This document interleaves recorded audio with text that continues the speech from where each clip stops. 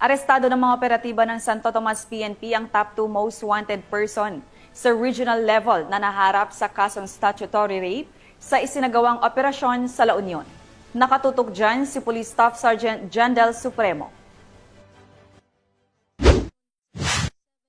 Naaresto ng Santo Tomas PNP ang itinuturing na top 2 most wanted person sa rehiyon nito lamang Oktubre 15, 2025 sa Barangay Patak, Santo Tomas, La Union. Kinilala ang akusado sa alias na Henry, isang magsasaka mula sa Barangay Balaok ng nasabing bayan.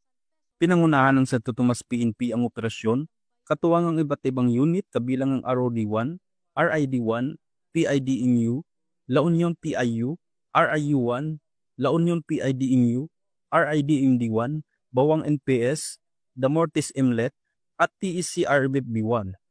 Ipinatupad ang warrant of arrest para sa 3 bilang ng statutory rape na walang piyansang inirekomenda at 2 bilang ng acts of lascivious conduct sa ilalim ng Section 5 Paragraph B ng Republic Act 7610 na may inirekomendang piyansang 200,000 pesos bawat bilang. Matapos ang pag-aresto, dinala ang akusado sa La Union Medical Center para sa medical examination, kasunod dinala sa presinto para sa kustudiya at dokumentasyon.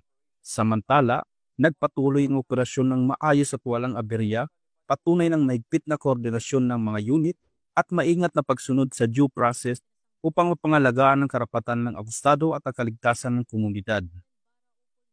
Mula dito sa Ilocos Region, ako ang inyong PNN correspondent, Police Staff Sergeant Jandel Supremo, alagad ng batas, tagataguyod ng Balitang Pulis.